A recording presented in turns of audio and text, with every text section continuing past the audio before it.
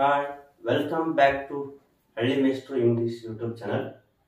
ಇವತ್ತಿನ ಒಂದು ತರಗತಿಯಲ್ಲಿ ಏನಂತಂದ್ರೆ ನಾವು ಪ್ರತಿನಿತ್ಯ ಬಳಸ್ತಕ್ಕಂಥ ವಾಕ್ಯಗಳನ್ನ ಹೇಗೆ ಇಂಗ್ಲಿಷಲ್ಲೇ ಹೇಳೋದು, ಇವುಗಳೆಲ್ಲವನ್ನು ಸಪ್ರೇಟ್ ಆಗಿ ನೋಟ್ಸ್ ಮಾಡಿಟ್ಕೊಳ್ಳಿ.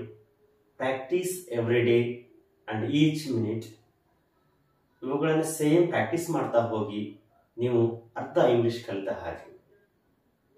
ನಾನು ಪ್ರತಿನಿತ್ಯ ಎಷ್ಟು ಸಾಧ್ಯ ಆಗುತ್ತೋ ಅಷ್ಟು ಸಿಂಪಲ್ ಆಗಿರ್ತಕ್ಕಂಥ ವಾಕ್ಯಗಳನ್ನ ಇವತ್ತಿಂದ ಸ್ಪೋಕನ್ ಇಂಗ್ಲಿಷ್ ಫ್ರೇಸಸ್ಗಳನ್ನ ಮಾಡ್ತಾ ಹೋಗ್ತೀನಿ. ನೀವು ಕೂಡ ಸಪರೇಟ್ ಆಗಿ ಬರೆದಿಟ್ಕೊಂಡು ಅವುಗಳನ್ನೇ ಪ್ರಾಕ್ಟೀಸ್ ಮಾಡ್ತಾ ಹೋಗಿ. ಮನೆಯಲ್ಲಿ ನಿಮ್ಮ ಮಕ್ಕಳಿರಲಿ ಯಾರೇ ಇರಲಿ ಅವ್ರಿಗೂ ಕೂಡ ಇದೇ ರೀತಿ ಸೆಂಟೆನ್ಸ್ಗಳನ್ನ ಪ್ರಾಕ್ಟೀಸ್ ಮಾಡಿಸ್ಲಿಕ್ಕೆ ಹೇಳಿ. ಅವರು ಕೂಡ ಇಂಗ್ಲಿಷನ್ನ ಕಲಿಬಹುದು. ಓಕೆ, ಯಾರೆಲ್ಲ ನಮ್ಮ ಚಾನಲ್ ಹೊಸದಾಗಿ ನೋಡ್ತಾ ಇದ್ರಿ ದಯವಿಟ್ಟು ಸಬ್ಸ್ಕ್ರೈಬ್ ಮಾಡ್ಕೊಳ್ಳಿ. ಅದೇ ರೀತಿ ಪಕ್ಕದಲ್ಲಿರ್ತಕ್ಕಂಥ ಬೆಲ್ ಬಟನ್ ಮೇಲೆ ಕ್ಲಿಕ್ ಮಾಡಿ ನೋಟಿಫಿಕೇಶನ್ ಆನ್ ಮಾಡಿ ಇಟ್ಕೊಳ್ಳಿ. ನಾವು ಮಾಡ್ತಕ್ಕಂಥ ಹೊಸ ಹೊಸ ವಿಡಿಯೋಗಳು ಮೊದಲಿಗೆ ಸಿಗೋ ತರ ಆಗುತ್ತೆ. Let's get into the class. ನೋಡಿ, ನಾನಿಲ್ಲಿ ಬರ್ದಿದ್ದೀನಿ ಕನ್ನಡದಲ್ಲಿ. ನಾವು ಇವುಗಳನ್ನ ನೋಡಿ ಓದಿ. ಬೇಗ ಬಾ, ನಾವು ಯಾವಾಗ್ಲೂ ಹೇಳ್ತಾ ಇರ್ತೇವೆ ಜಲ್ದಿ ಬಾ, ಬೇಗ ಬಾ ಅಂತ ಹೇಳ್ತಾ ಇರ್ತೇವೆ. ನಾಳೆ ಬರ್ತೀನಿ, ನಾನು ನಾಳೆ ಬರ್ತೀನಿ ಶಾಲೆಗೆ, ನಾನು ನಾಳೆ ಆಫೀಸ್ಗೆ ಬರ್ತೀನಿ. ನನಗೂ ಒಂದು ಪೆನ್ ತಗೊಂಡ್ಕೊಂಡ್ ಬಾ, ನನಗೂ ಒಂದು ಪೆನ್ ತಗೊಂಡ್ ಬಾ, ನನಗೂ ಒಂದು ಬೈಕ್ ತಗೊಂಡ್ ಬಾ, ನನಗೂ ಒಂದು ಇರೇಸರ್ ತಗೊಂಡ್ ಬಾ. ಹೌದಲ್ಲ? ನನಗೆ ಗೊತ್ತಿಲ್ಲ, ನನ್ಗೆ ಗೊತ್ತಿಲ್ಲ. ಯಾರು ಕೇಳ್ತಿರ್ತಾರೆ ಶಾಲೆಯಲ್ಲಿ, ನೀನೇನಾದ್ರೂ ನೋಡಿದ್ಯಾ? ನನಗೆ ಗೊತ್ತಿಲ್ಲ. ಹೇಳ್ತಿರ್ತಿಲ್ವಾ? ಅವನು ಮಲಗಿದ್ದಾನೆ, ಅವನು ಮಲಗಿದ್ದಾನೆ. ಈ ರೀತಿ ಸಿಂಪಲ್ ಆಗಿ ನಾವು ವಾಕ್ಯಗಳನ್ನ ಬಳಸ್ತಾ ಇರ್ತೇವೆ. ಆದ್ರೆ ನಮಗ್ ಗೊತ್ತಿರೋದಿಲ್ಲ ಏನು, ಯಾವ ಒಂದು ಸಬ್ಜೆಕ್ಟ್ ಬಳಸಬೇಕು, ಯಾವ ಒಂದು ವರ್ಬನ್ನ ಬಳಸಬೇಕು, ಯಾವ ರೀತಿ ಬಳಸಬೇಕು ಅನ್ನೋದನ್ನ ಇವತ್ತಿನ ಒಂದು ವಿಡಿಯೋದಲ್ಲಿ ನೋಡೋಣ. ಇವೆಲ್ಲವುಗಳು ನಾವು ಪ್ರತಿನಿತ್ಯ ಬಳಸ್ತಕ್ಕಂಥ ವಾಕ್ಯಗಳೇ. ಹೌದಲ್ವಾ? ಎಲ್ಲವೂ ಪರಿಚಯ. ನಾನು ಬೇಗ ಮಲಗಿದ್ದೆ, ಮಗು ಅಳ್ತಾ ಇದೆ, ಅವಳಿಗೆ ಇಂಗ್ಲಿಷ್ ಬರಲ್ಲ, ನಾನು ರಜೆ ಮೇಲೆ ಇದ್ದೀನಿ, ನಾನು ಊಟ ಮಾಡಿದ್ದೀನಿ. ನೋಡಿ, ಒಂದ್ಸರಿ ಅಬ್ಸರ್ವ್ ಮಾಡಿ. ನೀವು ಈ ರೀತಿ ವಾಕ್ಯ ಬಳಸಿರ್ತಾರೆ, ಪ್ರತಿನಿತ್ಯವೂ ಬಳಸ್ತಿರ್ತೀರ. ಅವುಗಳ ಇಂಗ್ಲಿಷ್ ಅಲ್ಲಿ ನೋಡೋಣ ಈಗ. ನೋಡಿ, ಬೇಗ ಬಾ.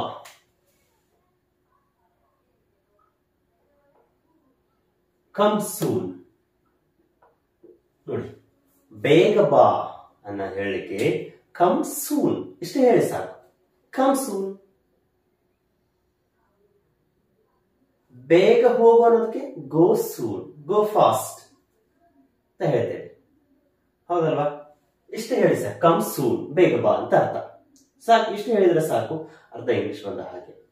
ನೆಕ್ಸ್ಟ್ ನೋಡಿ, ನಾಳೆ ಬರ್ತೀನಿ. ಯಾರು? ನಾನು ಹೇಳ್ತೇನೆ ನಾಳೆ ಬರ್ತೀನಿ. ಹೇಳಿ, ಐ ವಿಲ್ ಕಮ್ ಟುಮಾರೋ.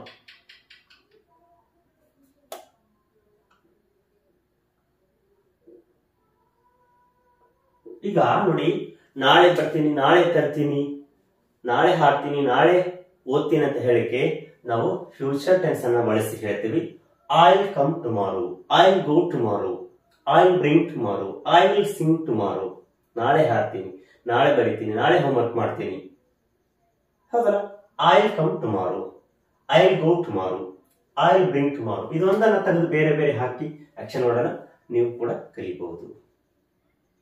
ಹೌದಲ್ವಾ? ನೋಡಿ, ನನಗೂ ಒಂದು ಪೆನ್ ತೆಗೆದುಕೊಂಡು ಬಾ.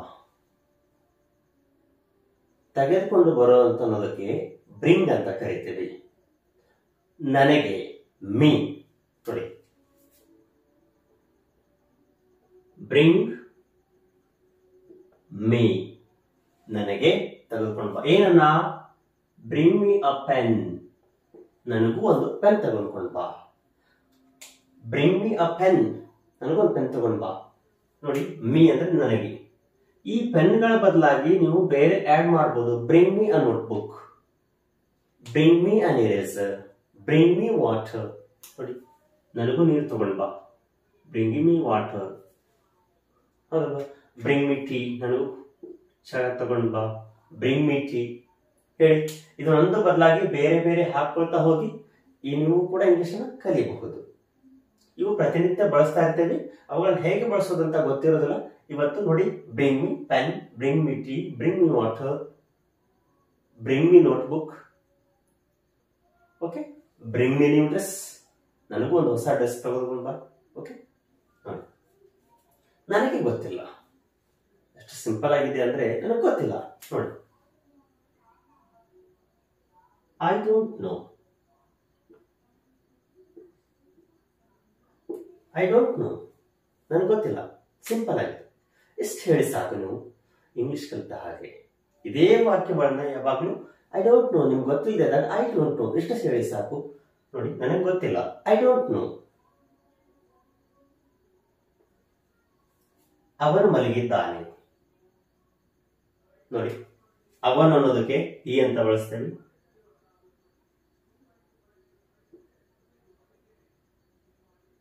He slept. ಸಿಂಪಲ್ ಆಗಿ he slept. ಅವನು ಮಲಗಿದ್ದಾನೆ. ನೋಡಿ, ಅವನು ಮಲಗಿದ್ದಾನೆ. he slept past tense ಅನ್ನು ಯೂಸ್ ಮಾಡಿ he slept. ಅವನು ಮಲಗಿದ್ದಾನೆ ಆಲ್ರೆಡಿ. ಸಿಂಪಲ್ ಆಗಿರತಕ್ಕ. ಇದನ್ನ ಅವಳು ಅಂತ ಆಗ್ಲಿಕ್ಕೆ ಶಿ ಅಂತ ಹಾಕಿ, ವಿ ಅಂತ ಹಾಕಿ ನಾವು ಮಲಗಿದ್ವಿ, ಯು ಅಂತ ಹಾಕಿ ಯು ಸ್ಲೆಪ್ಟ್, ನೀನು ಮಲಗಿದ್ದಿ. ಸಿಂಪಲ್ ಆಗಿರ್ತಕ್ಕಂಥ ಫ್ರೇಸ್ ಅಲ್ವಾ. ನೋಡಿ, ಇವುಗಳನ್ನ ಬಳಸ್ತಾ ಹೋಗಿ. ಅವಳು ಬಂದಿಲ್ಲ. ನೋಡಿ, ಅವಳು ಅನ್ನೋದಕ್ಕೆ she didn't come. ಅವಳು ಬಂದಿಲ್ಲ. she didn't come. ಅವಳು ಬಂದಿಲ್ಲ. ಅದೇ ರೀತಿ ಅವನು ಅಂತ ಹೇಳೋದಕ್ಕೆ he didn't come. ಅವನು ಬಂದಿಲ್ಲ. ಎಲ್ಲಿಂದ? From office, from school, from library, ಈ ರೀತಿ ಹಾಕೋತಾವೆ. she didn't come. ಅವಳು ಇನ್ನೂ ಬಂದಿಲ್ಲ. ಓಕೆ, ಜಸ್ಟ್ ಸಿಂಪಲ್ ಆಗಿ ಹೇಳಿ. ನಾನು ಶಾಲೆಗೆ ಹೋಗಿದ್ದೆ. ನಾನು ಅನ್ನೋದಕ್ಕೆ ಐ ಹೋಗಿದ್ದೆ. ನೋಡಿ, ಯಾವುದೇ ಒಂದು ಈ ಹಿಂದೆ ನಡೆದ ಕೆಲಸಗಳನ್ನ ಹೇಳಲಿಕ್ಕೆ ನಾವು ಈ ಹಿಂದೆ ವಿಡಿಯೋ ಮಾಡಿದ್ದೀನಿ. V2 ಫಾರ್ಮ್ಗಳನ್ನ ಬಳಸಿ ಹೇಳಿ. ಸಿಂಪಲ್ ಆಗಿ ಸಾಕು, ಅಷ್ಟು ಸಾಕು. ನೋಡಿ, ನಾನು ಶಾಲೆಗೆ ಹೋಗಿದ್ದೆ. I went to school. ನಾನು ಶಾಲೆಗೆ ಹೋಗಿದ್ದೆ. ಈ ಸ್ಕೂಲ್ ಬದಲಾಗಿ ಬೇರೆ ತೆಗೆದು ಹಾಕಿ ಐ ವೆಂಟ್ ಟು ಆಫೀಸ್. ನಾನು ಆಫೀಸ್ಗೆ ಹೋಗಿದ್ದೆ. I went to bank. ನಾನು ಬ್ಯಾಂಕ್ಗೆ ಹೋಗಿದ್ದೆ. I went to library. ನಾನು ಲೈಬ್ರರಿಗೆ ಹೋಗಿದ್ದೆ. I went to shop. ನಾನು ಅಂಗಡಿಗೆ ಹೋಗಿದ್ದೆ. I went to market. ನಾನು ಸಂತೆಗೆ ಹೋಗಿದ್ದೆ. ಇದು ಒಂದನ್ನ ತೆಗೆದು ನಾವು ಬೇರೆ ಬೇರೆ ಹಾಕೊಳ್ತಾ ಹೋದಾಗ ನಾವು ಈಸಿಯಾಗಿ ಇದೇ ಸ್ಟ್ರಕ್ಚರ್ ಅನ್ನ ಬಳಸಿ ಹೇಳಿ. ಯಾವುದು ಗ್ರಾಮರ್ಗೆ ವರಿ ಮಾಡ್ಕೋಬೇಡಿ. ಇಷ್ಟು ಸಿಂಪಲ್ ಸ್ಟಾರ್ಟ್ ನಾವು ಮಾತಾಡಲಿಕ್ಕೆ. Okay, let's move for next exam. ನಾನು ರಜೆ ಮೇಲೆ ಇದ್ದೀನಿ. ನಾನು ಇವಾಗ ಶಾಲೆಗೆ ಬರೋದಿಲ್ಲ, ನಾನು ರಜೆ ಹಾಕಿದ್ದೀನಿ, ನಾನು ಬರೋದಿಲ್ಲ. ನೋಡಿ ಹೇಳಿ, ನಾನು I am on leave. Just ಹೇಳಿ, I am on leave, I can't come office. ನಾನು ರಜೆ ಮೇಲಿದ್ದೀನಿ, ನಾನು ಆಫೀಸ್ಗೆ ಬರ್ಲಿಕ್ಕೆ ಆಗೋದಿಲ್ಲ. ಐ ಆಮ್ ಆನ್ ಲೀವ್ ಅಂತ ಜಸ್ಟ್ ಹೇಳ್ಬಿಡಿ, ನಾನು ರಜೆ ಮೇಲಿದ್ದೀನಿ ಅಂತ ಅರ್ಥ. ಓಕೆ, ನೋಡಿ, ಅವಳಿಗೆ ಇಂಗ್ಲಿಷ್ ಬರಲ್ಲ. ಶಿ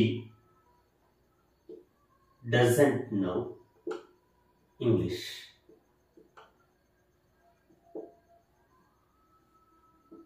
ಅವಳಿಗೆ ಇಂಗ್ಲಿಷ್ ಬರಲ್ಲ. C doesn't know English.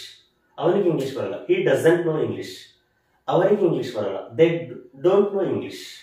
ನನಗೆ ಇಂಗ್ಲಿಷ್ ಬರಲ್ಲ. I don't know English. ಇದೇ ಸಬ್ಜೆಕ್ಟ್ ಚೇಂಜ್ ಮಾಡ್ತಾ ಹೋಗಿ ಇದೇ ರೀತಿ ಸ್ಟ್ರಕ್ಚರ್ ಬಳಸಿ. Okay,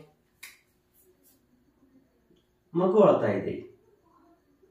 baby is crying. ನೋಡಿ, ಬೇಬಿ ಈಸ್ ಕ್ರೈಯಿಂಗ್ ಅಂದ್ರೆ ಮಗು ಅಳ್ತಾ ಇದೆ ಅಂತ ಅರ್ಥ. ನೋಡಿ, ಕ್ರೈಯಿಂಗ್ ಅಂದ್ರೆ ಅದು ಅಳೋದು ನಿಲ್ಲಿಸಿಲ್ಲ, ಅದು ಅಳ್ತಾ ಇದೆ ಅಂತ ಅರ್ಥ. ಓಕೆ, ನಾನು ಬೇಗ ಮಲಗಿದ್ದೆ. I slept. ನಾನು ಮಲಗಿದ್ದೆ ಅಂತ ಅರ್ಥ. ಮಲಗಿದ್ದೆ, ಐ ಸ್ಲೆಪ್ಟ್. ಬೇಗ ಅಂತ ಇದೆಯಲ್ಲ, ಅರ್ಲಿ. I slept early. ನಾನು ಬೇಗ ಮಲಗಿದ್ದೆ. I slept in the morning. ನಾನು ಊಟ ಮಾಡಿದ್ದೀನಿ. I had lunch. ಜಸ್ಟ್ ಹೇಳ್ಬಿಡಿ, I had my lunch, I had my supper, I had my breakfast. ಈ ರೀತಿ ವಾಕ್ಯಗಳನ್ನ ನೀವು ಕೂಡ ಮನೆಯಲ್ಲಿ ಪ್ರಾಕ್ಟೀಸ್ ಮಾಡ್ತಾ ಹೋಗಿ. ನೀವು ಕೂಡ ನಮ್ಮ ಚಾನೆಲ್ ಮೂಲಕ ಇಂಗ್ಲಿಷ್ ಅನ್ನ ಬಹಳ ಸುಲಭವಾಗಿ, ಸರಳವಾಗಿ, ಯಾವುದೇ ದುಡ್ಡು ಇಲ್ಲದೇನೆ ಕೂಡ ಮನೆಯಲ್ಲೇ ಇಂಗ್ಲಿಷ್ ಅನ್ನ ಕಲಿಬಹುದು. ಹಾಗಿದ್ರೆ ನಾನು ಕೆಲವೊಂದಿಷ್ಟು ವಾಕ್ಯಗಳನ್ನ ಹೇಳ್ತಾ ಹೋಗ್ತೀನಿ. ನೀವು ಅದನ್ನ ಇಂಗ್ಲಿಷ್ ಅಲ್ಲಿ ಈ ರೀತಿ ಟ್ರಾನ್ಸ್ಲೇಟ್ ಮಾಡಿ ಹೇಳಿ. Whether it is right or wrong, ತಪ್ಪಾಗ್ಲಿ ಅಥವಾ ಸರಿಯಾಗ್ಲಿ, ನಾವು ಮೊದಲು ಪ್ರಯತ್ನ ಮಾಡೋಣ. ಟ್ರೈ ಟ್ರೈ ಟ್ರೈ, ಇದು ಒಂದೇ ನಮ್ಗೆ ಗೊತ್ತಿರೋದು. ಓಕೆ ಓಕೆ ತಗೊಳ್ಳಿ. ಅವಳು ಆಟ ಆಡ್ತಾ ಇದ್ದಾಳೆ. ಅವನು ಆಫೀಸ್ನಲ್ಲಿದ್ದಾನೆ. ನಾನು ತೆಲುಗು ಮಾತಾಡ್ತೀನಿ. ಅವರು ಊಟ ಮಾಡ್ತಾ ಇದ್ದಾರೆ. ಈ 4 ವಾಕ್ಯಗಳನ್ನ ನೀವು ಇಂಗ್ಲಿಷ್ಗೆ ಟ್ರಾನ್ಸ್ಲೇಟ್ ಮಾಡಿ, ನಿಮ್ಗೆ ಎಷ್ಟು ಗೊತ್ತಿರುತ್ತೋ ಅಷ್ಟು ಮಾಡಿ. I can make it correct. ಹೌದಲ್ಲ? ಅದೇ ರೀತಿ ಇವತ್ತಿನ ಒಂದು ವಿಡಿಯೋದಲ್ಲಿ ಸಿಂಪಲ್ ಆಗಿರ್ತಕ್ಕಂಥ ಫ್ರೇಸಸ್ ಬಗ್ಗೆ ನಾವು ತಿಳ್ಕೊಂಡ್ವಿ. ನಾಳೆ ಇದೇ ರೀತಿ ಹೆಚ್ಚು ಹೆಚ್ಚು ಉಪಯುಕ್ತವಾಗಿರ್ತಕ್ಕಂಥ ಫ್ರೇಸಸ್ ಜೊತೆಗೆ ನಾನು ನಿಮ್ಮ ಜೊತೆಗೆ ಬರ್ತೀನಿ. Until have a nice day. Thank you.